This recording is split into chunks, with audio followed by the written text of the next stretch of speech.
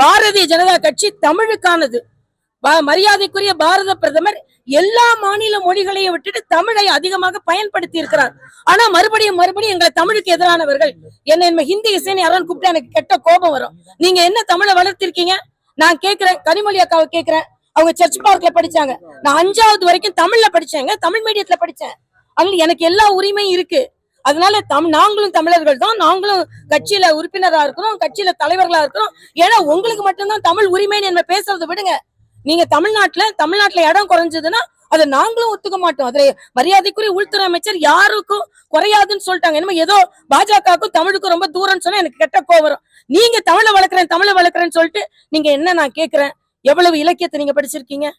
எவ்வளவு இலக்கியத்தை பத்தி பேசியிருக்கீங்க? தமிழ் பல்கலைக்கழகம் எந்த அளவுக்கு வளர்ந்துருக்குது?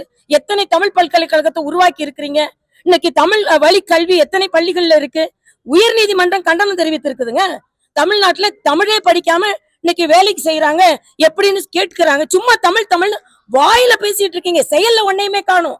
அதனால முதல்ல செயல்ல காண்பீங்க. 40,000 குழந்தைங்க தமிழ்ல ஃபெயில் ஆயிருக்காங்க. 50,000 பேரு மொழி பாடத்துக்கே வரல பரீட்சைக்கு. ஆக தமிழை இவர்கள் கீழே தள்ளிவிட்டு ஆங்கிலத்தை ஆராதித்துக் கொண்டிருக்கிறார்கள். முதல் தமிழை ஆராதிக்கப்படுதுங்க, அதுக்கப்புறம் பார்க்கலாம்.